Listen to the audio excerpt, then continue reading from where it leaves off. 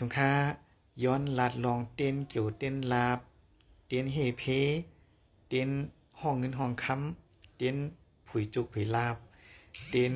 มีหมอกนาผีหันผีหักกวนหันกวนหักเต้นอ่ามีเกี่ยวมีกิ้งเช่นค่ะเนาะย้อนลัดลองในเถียงค่ะยาวัดตีลาดกว่าที่ค่ะก็ปื้อช้างหนาเนี่ยลองซื้อในมันเป็นลองหันพิษเป็นตั้งหันพิษตั้งยมพิษค่ะเนาะเตียนจิ๋วเตียนลาบกอลีเตียนเฮเพกอลีเตียนมีหมอกนาผีหันผีหักก้นหันก้นหักกอลีเตียนมีจิ๋วมีกิ้งกอลีมันนำจอยสังโกนเท่าไรค่ะมันเป็นรายหากินของก้นฮิตเตียนขายก้นขายเตียนเช่นนึงไปค่ะมันเป็นรายหากินของสาราหมอผีหมอพืชหมอลูหมอดอก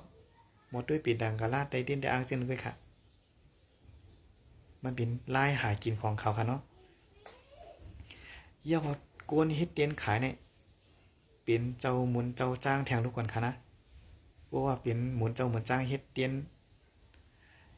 กิ่วเตียนลาบเตียนเฮ็ดเพซื้อในขายในเขาว่าเตียนมันกัดเขาว่านะ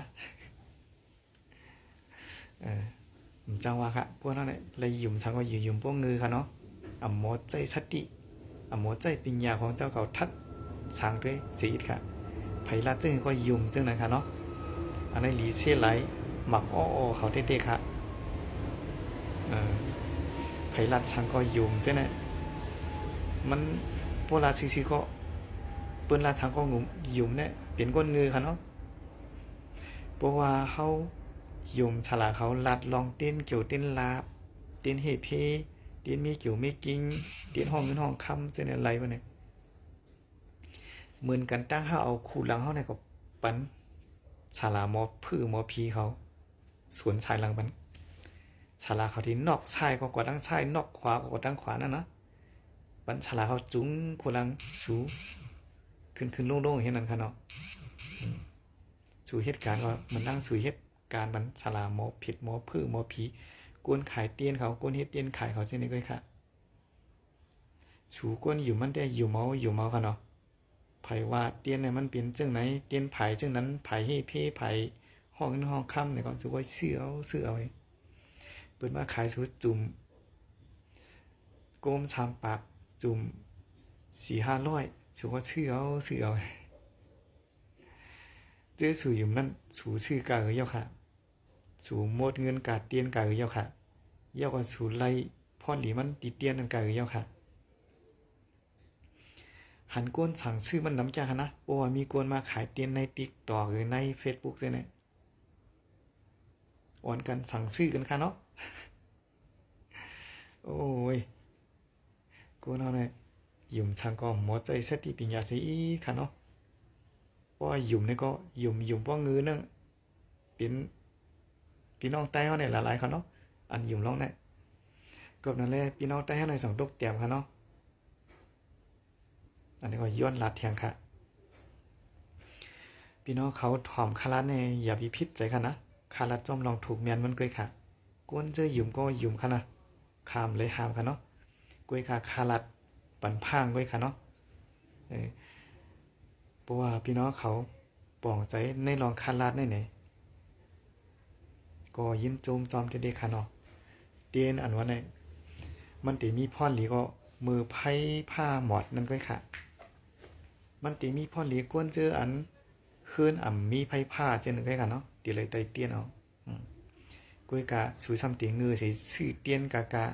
มือไตสูก็ชุ่มอลางค่ะเนาะใจอ้อของค่ะพอเฮาหมอใจอ้อในเฮาตีฮู้ถึงลองเป็นไรลองเป็นไรของเตียนค่ะเนาะเตียนเนี่ยมันมีพรหลีมือรับสิ่งนั่นกวยค่ะเนาะเพราะว่าเฮาเปิดไตไพ่ผ้าในเตียนมันมีความหมายของอีกค่ะโปสูอยู่มันในเป็นเตียนกิ่วเตียนลาวเตียนเฮเพนี่ก็สูก็ชื่อไตก็ชื่อไตค่ะเนาะนั่นเป็นรองของสูค่ะเพราะสูมีสติปัญญาที่หมอทัดท้องว่าในเป็นตาหันพิษตั้งอยู่พิษนี่ก็สูได้ลุดป้นลองเจอในก่อนไรค่ะเนาะ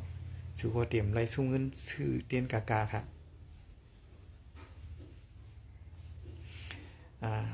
สังเกตว่าเตียนนั้นมันเป็นเตียนเฮเพไรเนี่ยกับสังแร กวนเฮาในตายอยู่กวนค่ะล่ะกวนในเมืองไตเมืองโฮมตุ้มเมืองหมาในทบเพกันอยู่กวนค่ะล่ะมีหลายๆเตียนเฮเพสูสังจังหวัดเตียนนั้นมันเฮ็ดให้กวนหักผีอันผีหักกวนหักกวนหักไรปานไหน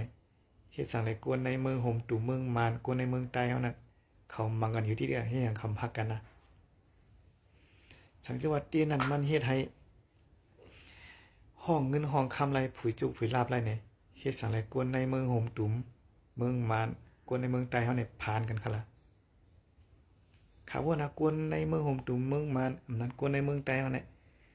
เตยุ่มเสซื้อเตียนจังไหนมือไตกันกูเฮิรนกันนะใครยุ่มจังนั้นครับกวยกากวนในเมืองไตเฮาในเมืองโฮมตุ้มมานเนี่ยเฮ็ดสังไรเขาผ่านเอาอย่าว่าตีมักมีสำเค็ญผ่านกันเนาะผ่านย้อนก็ลองสังลาเนี่ยรู้ได้ใส่ควันจุ่มนั่นมากกว่ารู้จะใส่ปันจุ่มในมากกว่ารู้เลยใส่ปันเฮ็ดสังไรเตียนสู่เส้นนั้นมันเฮปันเพเส้นเลยค่ะล่ะอันชูลาดอยู่กูวันสิลาดขายให้สู่บ่ขายลีสู่เอาลงในบ้านลาดให้เปิ้นยุ่ม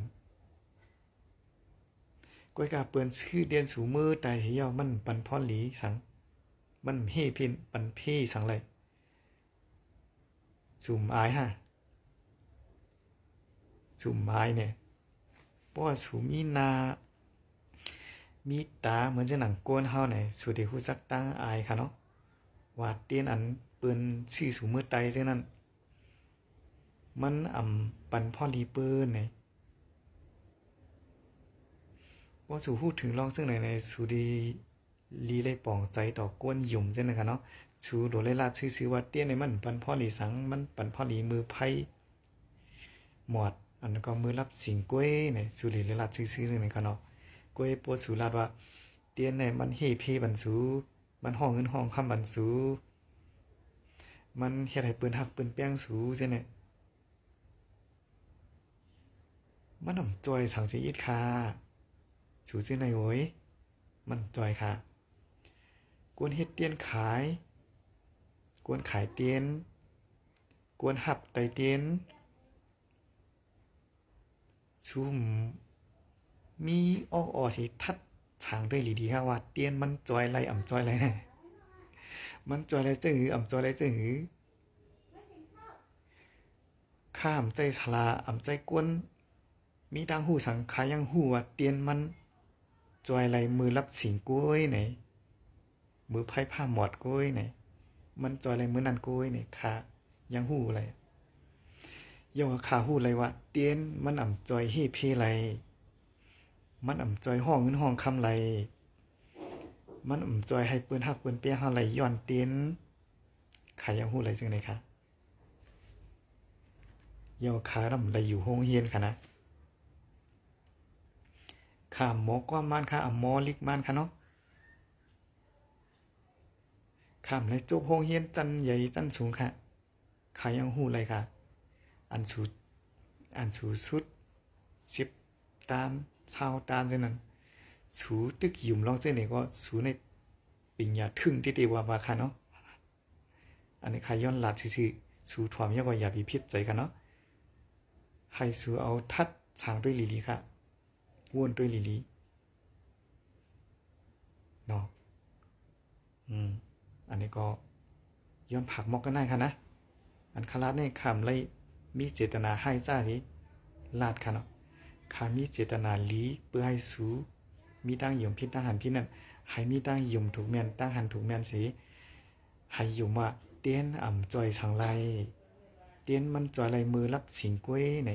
ให้สูผู้ปองใจซึ่งไหนสีกำค่ะในช่วงตั้งเสียงค่ะ